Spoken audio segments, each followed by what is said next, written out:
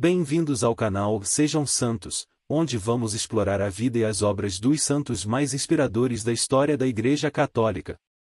Nós vamos compartilhar suas histórias, seus ensinamentos e seus exemplos de virtudes, esperando que possam nos inspirar a viver de acordo com os ensinamentos de Cristo. Então, se você quer aprender mais sobre esses santos e descobrir como suas vidas podem ser caminhos que nos levam a Jesus Cristo para nós hoje, inscreva-se no nosso canal e deixe o seu like. Inscreva-se hoje mesmo, divulgue nosso canal a seus amigos e comunidades e nos ajude o nosso canal para que possamos alcançar mais pessoas na divulgação a conhecer mais a vida dos santos. Onde a santidade é uma jornada diária. Faça parte dessa comunidade de busca pela santidade.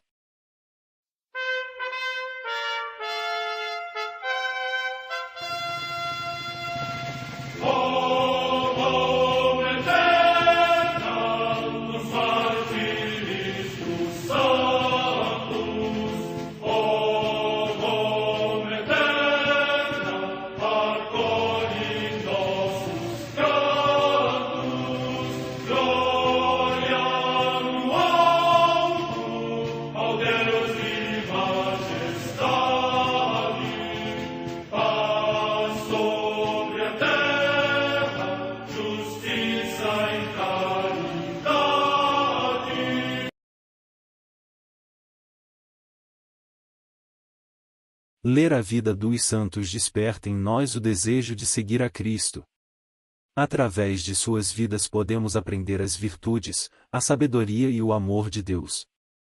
Cada santo nos oferece um modelo de vida a ser imitado, como diz São Paulo na carta aos Hebreus, capítulo 12, versículo 1. Estamos rodeados por uma nuvem de testemunhas. A Igreja foi fundada por nosso Senhor Jesus Cristo não apenas como uma instituição, mas uma autêntica família. Os santos mártires, confessores, doutores, as virgens, os santos pastores e todos os demais santos são realmente nossos irmãos que nos precederam no caminho da fé e já estão no céu, para onde também iremos nós, pela graça de Deus. Portanto, sede santos, assim como vosso Pai Celeste é santo. Mateus capítulo 5, versículo 48. Hoje, dia 2 de março, a Santa Igreja celebra Santa Inês. A Santa Madre Igreja celebra também nesse dia 2º de março os santos. Em Neo-Cesareia, cidade do Ponto, hoje Niksar, na atual Turquia, São Troades, mártir durante a perseguição do imperador Décio, de cujo martírio dá testemunho São Gregório Taumaturgo. Morte no ano 250. Em Lichfield, na atual Inglaterra, São Ceada, bispo, que, em tempos muito difíceis, exerceu o ministério episcopal no território da Mércia, de Lindisfarne e da Anglia Mediterrânea, ministério que procurou desempenhar com uma vida de grande perfeição segundo os exemplos dos padres antigos. Morte no ano 672. Em Agira, na Sicília, região da Itália, São Lucas Casale de Nicósia, monge, célebre pela sua profunda humildade e grandes virtudes. Morte no século IX.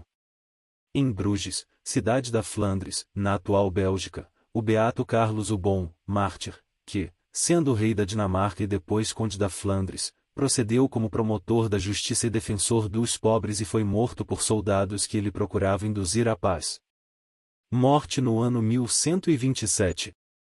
Em Sevilha, na Espanha, Santa Ângela da Cruz, Maria dos Anjos Guerreiro González, fundadora do Instituto das Irmãs da Companhia da Cruz, que nada considerava mais seu que dos pobres, a quem costumava chamar seus senhores e se dedicava verdadeiramente ao seu serviço. Morte 193219321. 1932. Vida de Santa Inês de Praga. Infância e mocidade. Inês Tanesca de Praga, com quem Clara de Assis manteve correspondência epistolar, pertencia à dinastia dos Prazemis da Boêmia. Foi uma das grandes figuras do mundo eslavo, e a mais destacada propagadora da Ordem de Santa Clara na sua pátria. Com sua paixão intensa e fiel pela pobreza, é uma das testemunhas mais autênticas do carisma franciscano e sua figura provocou sempre um grande interesse, sobretudo em sua terra de origem.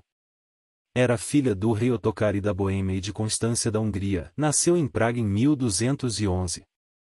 Conforme um costume corrente na época medieval entre as famílias nobres, aos 3 anos de idade foi prometida em casamento a Boleslau, filho de Henrique, rei da Silésia. Foi educada por algum tempo no mosteiro de Santa Edviges, de modo especial para fazer-se santa.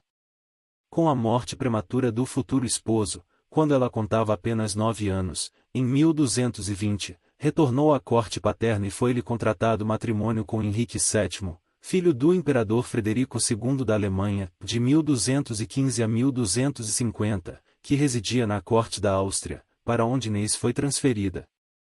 Henrique, no entanto, faltou ao pacto e decidiu contrair matrimônio com Margarida, filha do arquiduque Leopoldo da Áustria.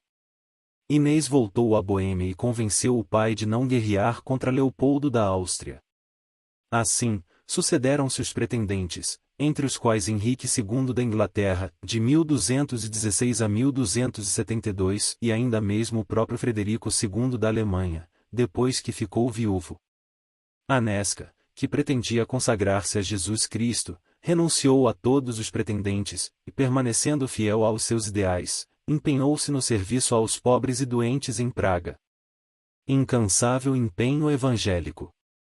A partir de 1225 os frades menores estabelecidos em Praga sob os cuidados de Inês e da família real, transmitem as notícias sobre as novas formas de vida religiosa iniciadas por Francisco e Clara na Itália. Logo a princesa sentiu-se profundamente atraída pelo movimento franciscano e clariano e tornou-se fecunda batalhadora da vida evangélica. Com suas posses fez construir uma igreja e um convento para os frades menores em Praga. Depois da morte do pai, mandou edificar um hospital para os enfermos pobres, dedicado a São Francisco. Este hospital foi entregue por Inês à Fraternidade dos Hospitaleiros, que se tornou uma verdadeira ordem religiosa masculina, com o nome de Crucíferos da Estrela Vermelha, aprovados por Gregório IX. Conservou-se uma vasta documentação histórica e literária sobre a fundação desta ordem religiosa. Existe ainda a bula de aprovação de 14 de abril de 1237. Os documentos lembram a princesa Inês como protetora e benfeitora da obra. Os crucíferos tinham como ideal evangélico estar a serviço e escolheram viver sob a regra de Santo Agostinho, colocando-se sob a proteção da princesa e de toda a família real de Praga. Desde 1238 tiveram autonomia na administração dos bens. Em 1252 construíram um novo hospital em Praga e sucessivamente outros na Boêmia, Polônia, Áustria e Hungria. Durante os séculos seguintes, seus membros foram propagadores e defensores dos ideais franciscanos no espírito da princesa boêmia, que passou a ser considerada fundadora desta ordem masculina. Depois de conhecer os frades menores e de ter construído a igreja e o convento de São Francisco para os frades menores, mandou construir junto a estes um mosteiro para as irmãs pobres, no qual ela mesma pretendia ingressar. A finalização dos trabalhos se deve ao rei Venceslau I, irmão de Inês, que assumirá o reinado após a morte do pai. Neste mosteiro a princesa Inês organizou a vida religiosa, solicitando um grupo de irmãs diretamente do mosteiro de São Damião de Assis. Porém não foi de Assis, mas de Trento que obteve 5 irmãs clarissas, por bula de Gregório IX. Com estas clarissas e mais 7 jovens da nobreza boêmia, iniciou a vida religiosa na festa de Pentecostes de 1234 no Mosteiro das Pobres Damas de São Damião de Praga, vivendo reclusa até sua morte em 1282. A seu exemplo, muitas outras mulheres, jovens e viúvas da nobreza boêmia, polonesa e morávia começaram a construir mosteiros e a ingressar neles. O ideal clariano de contemplação foi semeado naquelas regiões, tanto pelas clarissas como pelos frades, destacando muitas mulheres com os títulos de bem-aventurada e santa. O Papa Gregório IX, a 15 de abril de 1238, acolheu com grandes elogios a renúncia que a princesa boêmia fazia de todos os seus bens, inclusive das rendas do Hospital São Francisco de Praga, e aprovou para o seu mosteiro a regra ugoliniana de 1218 a 1219, dele mesmo, quando ainda era cardeal ugolino. A partir de então, foi necessário construir um novo mosteiro, mais amplo, para acolher o grande número de vocações. Para este mosteiro, intitulado São Francisco, transferiram-se as irmãs, com a sua abadesa Inês. O crescimento da comunidade havia sido fabuloso e as irmãs já chegavam a 100 neste período e continuaram aumentando. O conjunto das obras desenvolvidas, depois assumidas pela família real, envolveu também o aumento da igreja destinada à comunidade feminina. Mais tarde, em 1253, uma nova etapa de obras iria concluir o grande complexo de igrejas, claustros e edifícios, chamados na Franciscu a São Francisco, que, na literatura tcheca foi chamado Assis de Praga ou Assis Boêmia. Escavações arqueológicas realizadas depois de 1940 nos locais que a legenda de Santa Inês de Praga descreve como parte do monumental complexo, trouxeram descobertas interessantes e muito esclareceram sobre os primeiros anos da nobre princesa na clausura. Foram encontrados 2 claustros, sendo o maior das Clarissas e o menor dos Frades Menores, várias capelas ou igrejas, uma enorme sala capitular, além do local da primeira tumba de Inês, diante do altar da igreja da Bem-aventurada Virgem Maria.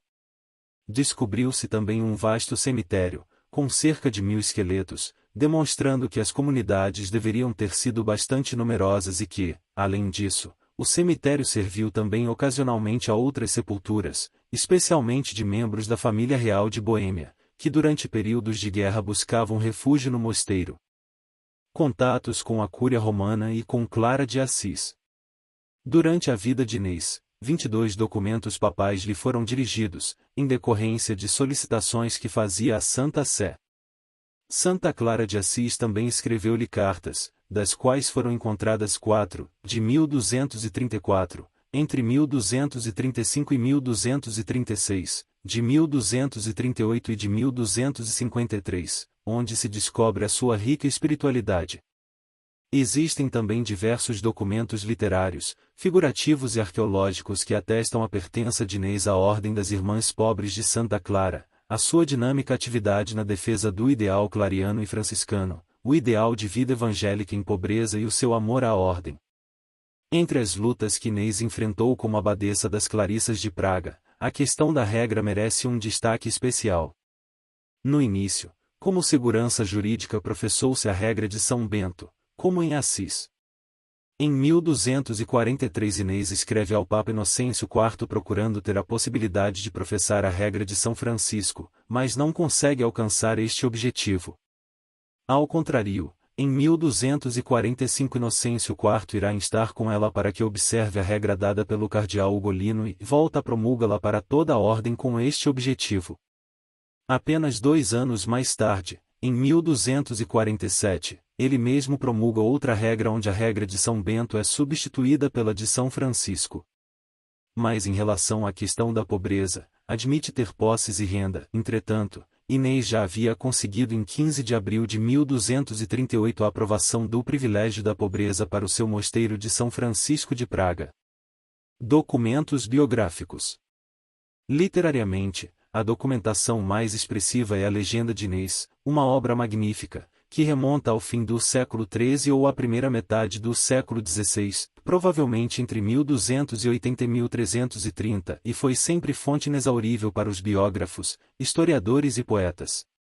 Esse monumento literário de vital importância surgiu, provavelmente, das mãos de um frade menor, talvez capelão ou confessor do mosteiro, pertencente à corrente franciscana mais observante e simultaneamente à Santa Sé. Não conheceu Inês pessoalmente, mas teve oportunidade de recolher informações junto àquelas pessoas que com ela conviveram. Os mais antigos manuscritos da legenda são os de Sebenico, descoberto em 1931, o de Babberga, encontrado em 1915, e o de Milão, descoberto em 1896, por Aquiles Ratti, futuro Papa Pio XI, na Biblioteca Ambrosiana, juntamente com uma cópia direta ou pelo menos bem antiga das cartas de Santa Clara à princesa Clarissa de Praga. Na sequência dos séculos, outras biografias puderam testemunhar o desenvolvimento da legenda, como elaborações efetuadas sobre seu texto, a partir da mentalidade e do estilo de cada época em que eram escritas. Tornou-se a fonte histórica de primeira importância e o documento fundamental a que se recorre para biografias. Inês de Praga jamais desapareceu na história da Boêmia e na Igreja do Ocidente a constante e ininterrupta veneração dos fiéis de Praga e de toda a nação tcheco-eslovaca. Esta veneração tem sua base nos ideais ascéticos de Inês e no seu desprendido serviço aos mais necessitados. As memórias literárias e figurativas apresentam a célebre Clarissa de Praga como grande santa e protetora dos desprotegidos e débeis. Os documentos e as memórias arqueológicas representam-na como fundadora e construtora de obras que sobreviveram nos séculos, mantendo viva a sua herança espiritual. Tudo isso constitui um esplêndido monumento histórico, enriquecido por valiosas contribuições que estudiosos de sua própria pátria têm publicado. Beatificação e canonização. Inês morreu em 2 de março de 1282, com 71 anos de idade, tendo dedicado tudo de si para tornar o mosteiro de São Francisco um espelho da vivência do ideal franciscano e clariano. Foi sepultada na igreja da Bem-aventurada Virgem Maria, diante do altar. Seus restos mortais permaneceram no complexo do mosteiro até 1782, data da extinção do mosteiro, tendo sido transferidos de local diversas vezes por causa da umidade que impedia a conservação das relíquias. Em determinada época, seu sarcófago tornou-se desconhecido, sendo reencontrado em 1643, fato grandemente comemorado em Praga. A canonização de Inês era esperada para logo após sua morte. Em vista disso, foi enviado um dossiê de documentos a Roma, mas acabou ficando em Milão por causa de guerras, sendo descoberto somente em 1896. A popularidade da princesa foi constante nos séculos, venerada como santa entre o seu povo, só muito tarde recebeu a aprovação oficial da Igreja. Em 1874 foi beatificada pelo Papa Pio IX, a 12 de novembro de 1989 foi canonizada pelo Papa João Paulo II em Praga. Anesca, a princesa boêmia que tornou-se Clarissa, deixou uma rica herança espiritual à sua nação e à Igreja, e a fundação da Ordem dos Crucíferos e o ideal de pobreza transmitido às irmãs pobres de Santa Clara de Praga, no mosteiro de São Francisco por ela fundado, além de uma influência espiritual que atingiu toda a Igreja na sua região e na Europa. Graças a estudos desenvolvidos recentemente, especialmente pelo tcheco Jan Kapistrov Skocil, a figura de Inês vem tendo uma grande projeção no mundo, de maneira especial pela sua fidelidade ao ideal de Clara e sua íntima ligação espiritual com a fundadora da Ordem das Clarissas. Reflexão. Nas palavras do Beato João Paulo II podemos compreender melhor a vida de nossa santa. O segredo da bem-aventurada Inês foi a união com o esposo divino, a sua oração. Oração que aprenderá ainda pequena de Santa Edviges, oração que se lhe tomou o hálito da alma e fonte inexaurível da imensa força mostrada durante tantas provas da vida. Que exemplo para os sacerdotes e os religiosos, para os educadores, para as famílias! Não se é cristão sem Cristo, mas não se pode ter Cristo se não se procura em oração constante e assídua.